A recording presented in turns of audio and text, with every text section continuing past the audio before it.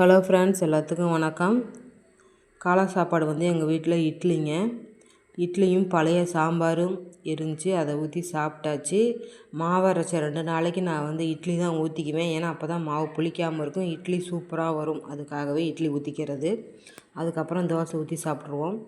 காலை சாப்பாடு முடிஞ்ச பின்னாடி பாத்திரம்லாம் வந்து நெம்பிடுச்சு வாஷ் பேசனில், அதெல்லாம் விளக்கி எடுக்கணும். பசங்களுக்கு வேறு மதிய ஸ்கூலு, சமைக்கணும். இப்போ பாத்திரம்லாம் ஓரளவுக்கு விளக்கி அடுக்கி வச்சாச்சு. வாஷ் பேசனை வந்து க்ளீன் பண்ணி விடணும். ஏன்னா பாத்திரம் போடுறதுனால வாஷ் பேசன்லாம் வளவளன்னு இருக்கும். அதனால் இந்த மாதிரி கழுவி எடுத்துருங்க. ஒரு மாதிரி பாத்திரமே போட முடியாது, வளவளன்னு இருக்கும். இந்த மாதிரி நான் எப்போயுமே பாத்திரம் விளக்கி முடிச்சுட்டு இந்த மாதிரி தான் கழுவி விட்டுருவேன் வாஷ் பேசனை. வெயில் செம்ம வெயிலுங்க. மோர் அடித்து குடிக்கலாமன்ட்டு மோர் அடித்து குடிச்சிட்ருக்கேன். பசங்களுக்கும் கொடுத்தாச்சு. அவங்களும் கிளம்பிகிட்ருக்காங்க ஸ்கூலுக்கு. மதியம் சாப்பிட்டு முடிச்சுட்டு ஸ்கூலுக்கு கிளம்பிகிட்ருக்காங்க. கொண்டு போய் ஸ்கூலில் விட்டுட்டு வந்தாச்சு. விட்டுட்டு வந்து தான் இந்த அடுப்பெல்லாம் துடைச்சிட்ருக்கேன். ஏன்னா அவங்கள வந்து ஸ்கூலில் கொண்டு போய் விடணுமேன்ட்டு நான் அப்பயே துடைக்கல. எல்லா வேலையும் கொண்டு போய் விட்டுட்டு வந்து தான் செய்கிறேன். துடைச்சி க்ளீன் பண்ணியாச்சு அடுப்பு மேடையை. இப்போ தான் பார்க்க நீட்டாக இருக்குது.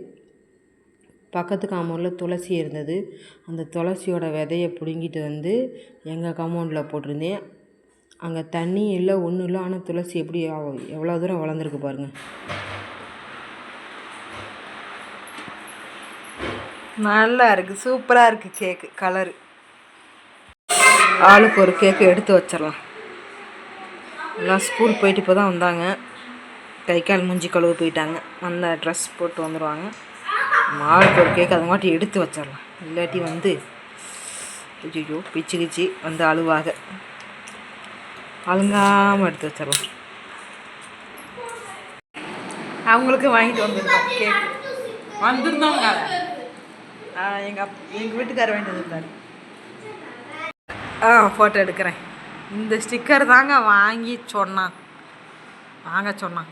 இது ஒரு ஸ்டிக்கர்ன்ட்டு இதை வாங்க சொல்லியிருக்கான்.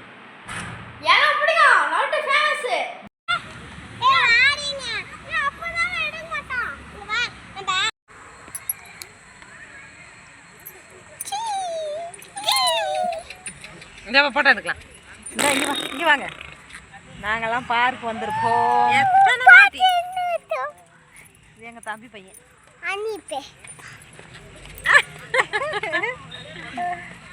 அக்கா. ஆய் சொல்லு. ஆய்.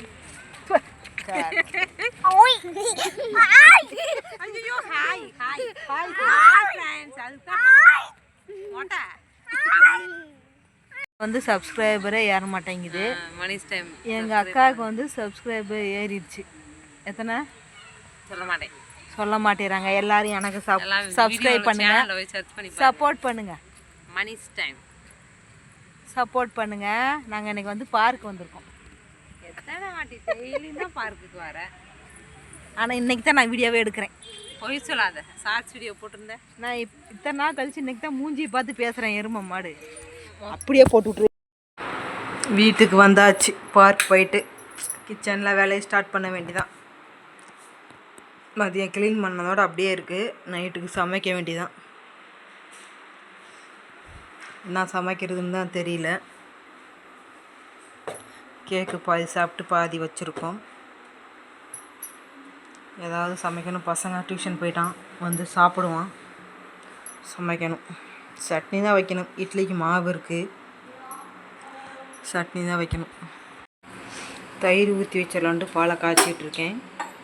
இன்றைக்கி டீ போட்டுலாம் குடிக்கல, வச்சிடலாம். இல்லாட்டி காலையில் வந்தால் காஃபி வச்சு குடிச்சிடுவோம். அதுக்காகவே பால் வந்து தயிர் போட்டு வச்சிட்றது. இல்லாமல் வெயில் காலம் வேறு ஸ்டார்ட் ஆகிடுச்சா, அதனால் வந்து தயிர் போட்டுக்கிறது அப்பப்போ. வெயில் ஓவர் வெயில் அடிக்குது. நாங்கள் இருக்க ஏரியாவிலாம் செம்ம வெயில். வைக்கும்போது சோம்பு இந்த மாதிரி கொஞ்சம் லைட்டாக போட்டுருங்க, சூப்பராக இருக்கும். இந்த வெங்காயம் தக்காளி சட்னி, கருவேப்பிலை, வெங்காயம், வந்து மிளகா, வரமிளகா. நான் வந்து பல்லாரி வெங்காயம் தான் எடுத்திருக்கேன். சட்னி செம்மையாக இருக்கும் இட்லி தோசைக்கு. கலர் மாறின முன்னாடி வெங்காயம் தக்காளியை போட்டுக்கலாம். நாங்கள் எப்பயுமே இப்படி தான் செய்வோம், சூப்பராக இருக்கும். இது வெங்காயம் வதங்க மாதிரி தக்காளி போட்டு வதக்கி விட்டு ஆற ஊற்றி அரைச்சி சமையல் பண்ணிவிட்டு இருக்கிற பாத்திரத்தில் ஒவ்வொன்றா எடுத்து கழுவிட்டுருக்கேன். இல்லாட்டி அப்புறம் நிறையா வந்துடும். சமையல் அந்த பக்கம் ரெடி ஆகிட்டுருக்கு. இந்த பக்கத்து ஒவ்வொரு பாத்திரமாக விளக்கிட்டு சட்னி சூப்பராக இருக்கும். ரெடி ஆகிட்டே இருக்குது. எல்லாமே வதங்கிடுச்சு. ஆஃப் பண்ணிட்டு அரைக்க வேண்டியதான் ஆற வச்சுட்டு. சட்னி ரெடி.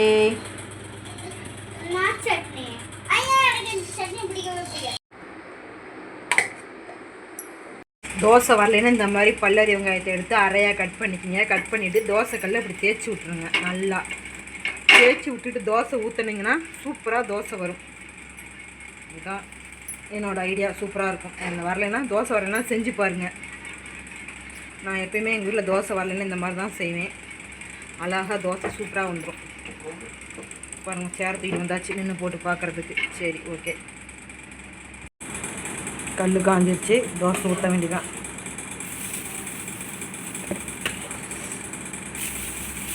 சூப்பராக வரும் இந்த மாதிரி செஞ்சிங்கன்னா.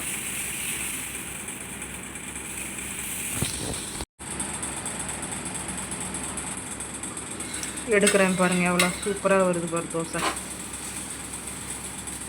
எப்படி இருந்துச்சு பாருங்கள். தோசை ரெடி. எவ்வளோ அழகாக வந்திருக்கு பாருங்கள். கடை மாதிரி மொறு மொறுன்னு கடை தோசை மாதிரி. Dosa ready, chutney ready. சாப்பிட வேண்டியதான். சாப்பிடுக்கு பராத்.